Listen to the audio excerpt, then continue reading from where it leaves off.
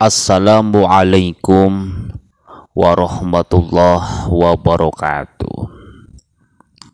Bismillah, alhamdulillah, wassalatu wassalamu ala rasulillah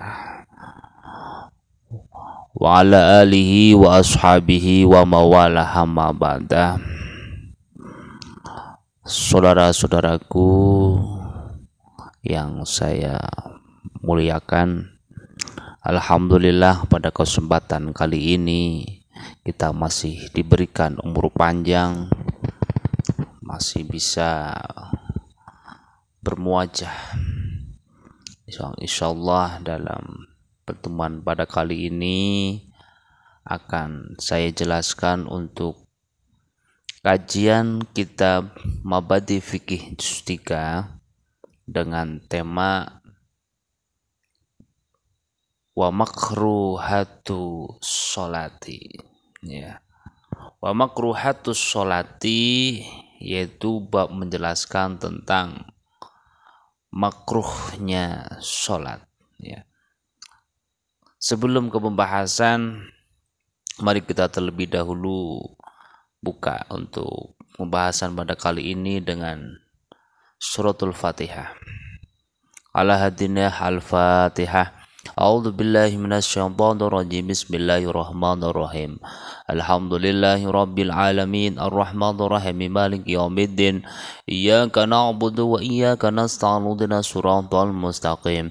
Siratal ladzina an'amta 'alaihim ghairil maghdubi 'alaihim waladdallin. Amin. Kaum muslimin muslimat rahimakumullah.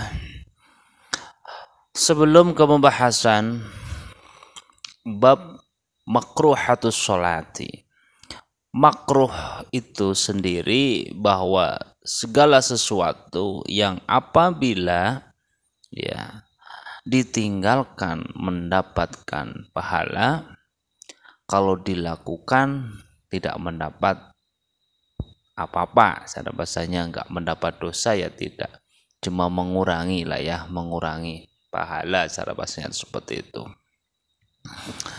Wa makruhatu sholati utawi kuku bak mertelake makruhe sholat iku kathiratun wakeh, banyak ya. Minha setengah saking kathir itu banyak. Yang pertama bahwa makruhnya sholat itu al iltifatu, noleh ya, al iltifatu noleh biwajhihi, ya, kelawan wajahe musolli ilali hajatin, ya, kejobo ono hajat, ya. Kalau ada hajat tidak apa-apa. Jadi orang lagi sholat kok menoleh gitu, tanya bismillahirrahmanirrahim.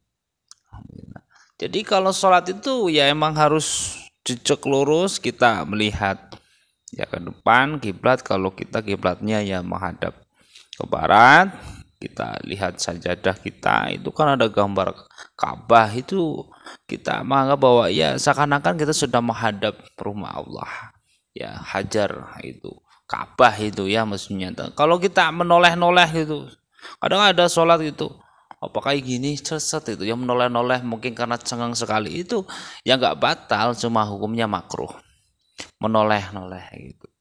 Beli kalau sholat sendirian mungkin ya malam-malam sholat sendirian merinding akhirnya noleh-noleh bismillahirrahmanirrahim gitu ya, aduh, sholat noleh-noleh ya, walaupun nggak batal, enggak, cuma makruh hukumnya ya. Itu seperti itu. Jadi hindarilah hal-hal yang makruh, itu nanti akan mengurangi pahala dari sholat itu sendiri. Itu seperti itu ya.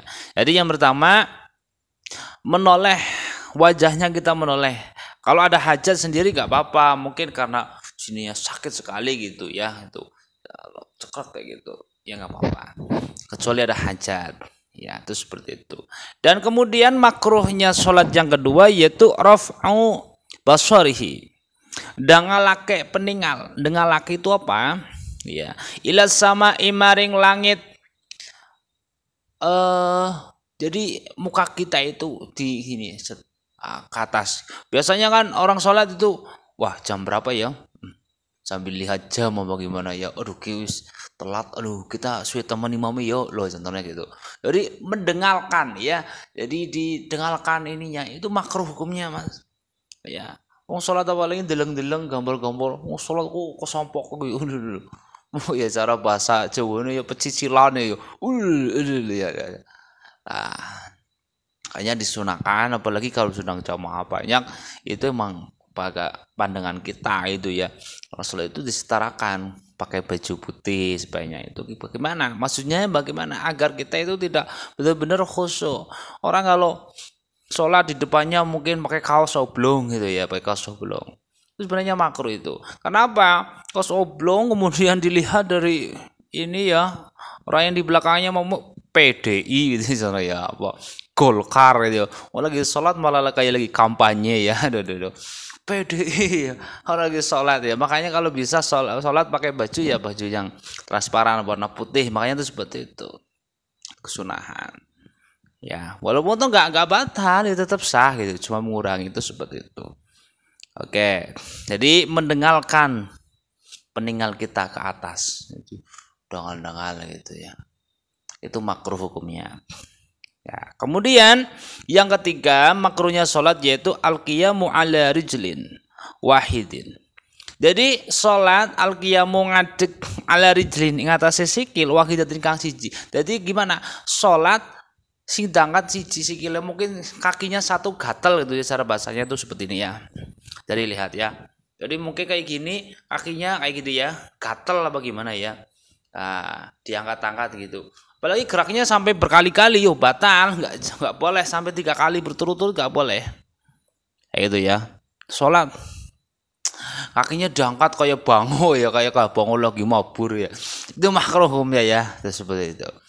Nah, sholatnya jadi kakinya harus betul-betul itu. Ya kemudian au taqdimuha alal ukhra au lasquha biha. Ya, jadi kakinya itu ya mendahului kakine, jadi orang rata lah secara bahasane. Kakine siji model ngarep ya, kan salat itu yang lurus. Kayak sawusufakum ya kan. Jadi kakinya itu diluruskan gitu ya. Kaki siji mari ngarep, siji mburi gitu ya, kayak wong lagi arep mlaku melangkah gitu cara bahasanya. Itu juga makruh. Jadi harus yang rata gitu ya. Apalagi terlalu dempet ya. Dempet, soalnya kok terlalu dempet kakinya itu ya, maaf ya. Jadi kakinya itu ya, cara kakinya itu dempet. Bentar ya, nih saya lihatkan. Jadi kakinya ya mungkin kayak gini satu ya, nggak rata gitu, nggak rata. Harus kayak gini ya, jangan terlalu ini ke depan kayak gini. Ini makruh hukumnya ya. Nah, terus terlalu dempet kayak gini, ini juga ya kayak sinden be ya kayak, nah, itu nggak boleh ya, agak ke sini ya. Juga jangan terlalu arang segini kayak gini, orang banget ini ya, orang uman-uman wong sholat wah patira akeh nggak nih ya sholatnya tuh cikrono akeh banget, gak seperti itu. Intinya yang umum saja, jadi nggak terlalu longgar sekali nggak gitu ya. Awalas kuha itu maksudnya apa? Jangan terlalu dempet banget itu salat masih loh. Ya, tadi itu seperti itu. Kemudian yang keempat, wa makruhatus sholati yaitu al-basqu. Ya, itu. Mau lagi sholat kok itu. Ya mungkin karena selilite apa-apa. Makanya kan kalau sholat, sebelum sholat keadaan apa namanya? Gigi, mulut itu ya bersih ya, kosong gigi dulu terus seperti siwakan terus seperti itu biar bersih, jadi orang kesulitan. Biasanya kan orang itu karena apa lagi gigi selilit ya itu, apalagi kan sampai kemakan sengaja itu nanti sholatnya jadi batal ya. Apa itu tuh sholat kok itu ya kepriwe sing anane ya. Nah, ada kalau nggak ada nggak di sini, nggak ada keterangan ada. Makanya kalau sholat harus pakai ilmu, jangan sembarangan sholat segera beda kan. Seperti itu ya. Jadi sangat sambil itulah, walaupun nggak batal ya enggak gitu, tapi makruh hukumnya. Jadi orang Islam itu Sebagus-bagusnya orang Islam itu harus bisa menghindari hal-hal yang kira-kira berbau makruh, ya. Itu seperti itu. Dan kemudian, ya, al-jahru wal israru fi ghairi mawdi'iha, ya. Membanterkan suara, ya, dan melirihkan suara. Siapa? Mengeraskan suara dan mengecilkan suara tidak pada tempatnya. Contohnya, ya, kalau sholat duhur, ya, sholat duhur kan ya nggak terlalu keras, apa jadi imam gitu ya, jadi imam. Ya kan sholatnya ya emang suaranya kalau ketika membaca Fatihah gitu. Ini sebenarnya ketika membaca Al-Fatihah gitu ya. Bismillahirrahmanirrahim. Alhamdulillahirabbil alamin. Itu ketika sholat maghrib, subuh, kayak mana waktunya keras gitu ya. Tapi ketika rakaat ya pertama gitu ya, rakaat pertama sholat duhur gitu ya, dan sholat rakaat yang selainnya gitu ya, itu malah keras gitu. Itu berarti makruh hukumnya. Jangan terlalu keras gitu. Kemudian sholat subuh dengan sholat maghrib, isya gitu ya, itu kan ada yang tempatnya berarti rakaat 1 dan 2-nya yang keras ya, karena jadi imam itu seperti itu. Nah, terus kemudian rakaat yang ke selanjutnya kedua, 3 dan 4 kalau sholat yang 4 rakaat, kalau 3 ya berarti yang ketiganya itu memang sir gitu ya, kecil itu. Tapi kok keras, lupa mungkin gitu ya, lupa gimana, itu hukumnya makruh. Nggak batal ya, seperti itu. Jadi harus diingat-ingat seperti itu. Nah, kemudian as-sholatu fil maqbarati, salat di kuburan gitu ya. Salat di kuburan itu juga makruh ya, salat di kuburan. Walaupun boleh, Nabi juga pernah salat itu, tapi ya itu hukumnya makruh ketika kita salat di kuburan. Ya. Kemudian yang selanjutnya yaitu sholatu mudafi'i lil boli awil khaibi awir rehi, ya. Salat ya seorang yang menahan apa? Mudafi' itu apa? Ngempet lil boli, pipis ya. Jadi lagi salat menahan pipis, menahan ya, dan menahan kentut. Nah, itu makruh hukumnya. Enggak batal, enggak. Itu ngurangi pahala lah seperti itu. Makanya ya kalau kalau sholat itu emang bagusnya itu ya pipis dulu ya, bersih dulu kan gitu, bersuci dulu aja. Nahan pipis malah jadi penyakit barang, itu kan Islam juga memperhitungkan itu juga. Kayak gitu. Bersolat mau akhirnya dilarang lah ya. Bahaya, makanya harus jaga kesehatan juga. Ini salah satunya juga seperti itu hikmahnya Rasulullah. Ya betul-betul menjaga gitu, seperti itu. Menahan kentut gitu ya, lagi sholat mungkin nahan ya lah, bismillahirrahmanirrahim, geter-geter paling jadi imam nahan kentut ya, bismillahirrahmanirrahim, aduh alhamdulillah ya, akhirnya udah fokus ya, akhirnya dari mana jadi enggak khusyuk. Nah itu yang akan jadi mengurangi pahalanya. Rasulullah itu seperti itu maksudnya ya. Jadi kalau bisa ya, kalau bisa emang harus dipisahkan ya. Kalau mau sholat, buang hajat dulu. Kalau emang sedang madu hajat, ya kentut dulu, anak kentut dan sebagainya. Nah, kemudian kasfur ra'si, yaitu buka sirah. Ya mungkin buka sirah, nggak pakai ini, ya nggak pakai penutup gitu ya. Itu juga makruh. Ya, orang kan nasi rambut dawa, nggak malah tuh kayak gini ya, pelur keton. Karena apa? Ini nggak ada rambutnya ini, nanti nempel gitu ya ke sini, batuk itu ya. Karena anggota sujud ini loh ya, anggota sujud diperhatikan, anggota sujud ini batuk kayak ini harus nempel. Kalau sampainya rambutnya panjang kayak gini sampai sini, ketutupan nggak sah lagi. Walaupun mungkin kayak gini kan ya, nah, itu hukumnya makruh. Terus seperti itu, ya. Nah, buka sirah itu buka. Nah kemudian yang selanjutnya as-sholatu bi hadrati ta'amin tashtahi nafsun al-musalli. Salat di depan hidangan makanan yang kita sukai.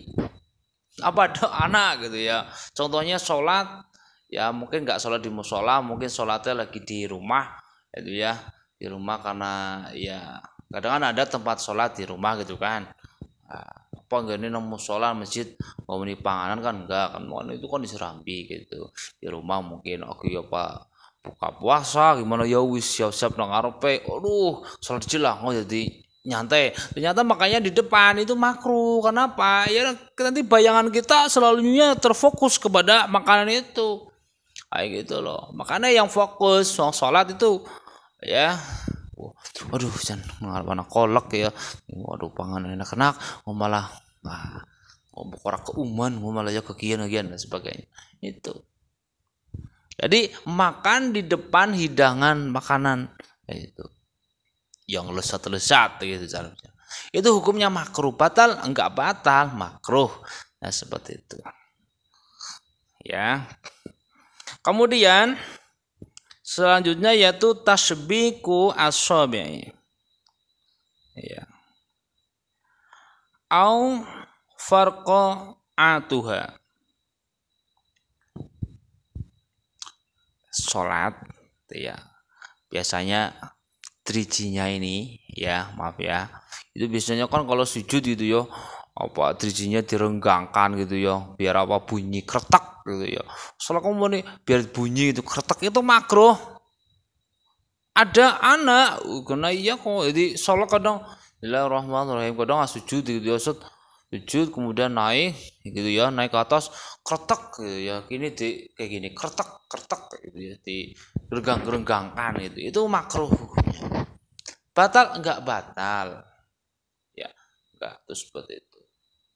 Dan kemudian jangan diketahui bahwa orang habis wudhu gitu ya, biasanya habis wudhu kita makan gitu ya, ada pertanyaan gitu, kok habis wudhu kok makan, lah wudhu ini batal apa ora? Ya enggak batal ya, apalagi terus wis wudhu kok mangan, batal we. Batal itu kalau kentut, pipis, sentuhan, hal yang membatalkan sholat. Tapi kalau makan enggak. Cuma itu hukumnya makruh. Kenapa? Dikhawatirkan nanti ketika ya mungkin makan makanan iwak gitu ya dan sebagainya, sholat mis wudhu daripada aku wudhu maning kami banyu nakeh dan sebagainya, itu seperti itu. Bukan nanti mengandung selilit itu yang selitnya mangan akhirnya lagi sholat ngunyel-ngunyel iwak ya. Kuwi sing jenenge sholat karo mangan, kudu mangan jeri karo sego gitu. Sholat karo mangan itu maksudnya enggak ngunyah-ngunyah selilit gitu loh. Tahu selilit? Nah, itu maksudnya seperti itu. Nah, makanya kalau mau sholat diusahakan bersih dulu gitu, bersihkan siwakan seperti itu, bersih. Ya, kalau emang enggak cuma sekedar minum gitu ya, apa ya enggak apa-apa. Gitu ya, batal. Yang penting berkumur dulu gitu biar ya. Itu seperti itu. Oke, jadi itulah ya beberapa poin dari makruhnya sholat. Ya, semoga menjadi pengetahuan bagi kita semua. Ya, nah, jangan lupa ya untuk senantiasa selalu menghindari hal-hal yang berbau makruh. Ya, kalau kita sering melakukan hal-hal makruh, nanti kita lama-lama bisa terjerumus ke dalam hal-hal yang haram seperti itu. Itu harus berhati-hati. Soal kalau itu jadi batal karena nggak tahu. Makanya diusahakan orang beribadah itu harus pakai ilmu. Ya, jadi nanti ya walaupun terkadang mungkin ada hasutan dari setan gitu. Salatmu nggak diterima karena nggak punya ilmu. Jangan seperti itu setan. Makanya kita harus belajar. Ya, kita harus belajar kayak gitu. Jangan sampai sholat saya kayaknya nggak diterima lah kayak gitu. Nggak boleh seperti itu. Itu hasut setan. Setan itu memang licik sekali. Makanya ketika kita mau beribadah apa, kita udah pasrahkan kepada Allah. Ya, itu memang sudah jadi kewajiban. Orang jahat, orang apa, kita memang harus sholat. Ya, harus sholat karena sholat itu kewajiban. Entah itu diterima atau tidaknya itu urusan Allah. Itu seperti itu ya. Jadi yang penting kita selalu berusaha seperti itu. Jadi orang baik itu seperti itu. Dengan cara apa? Ini tadi kita beribadah, mendekatkan diri kepada Allah. Insya Allah Allah akan menuntun segala jalan kita. Amin amin ya rabbal alamin. Mari kita tutup dengan doa kafaratul majlis bersama-sama. Bismillahirrahmanirrahim. Subhanakallahumma wa bihamdika asyhadu an la ilaha illa anta astaghfiruka wa atubu ilaik. Sekian dari saya. Sampai jumpa di pertemuan yang akan datang. Jangan lupa like, subscribe, like, komen, dan share. Semoga ada manfaatnya. Billahi taufiq wal hidayah wal afu minkum. Wassalamualaikum warahmatullahi wabarakatuh.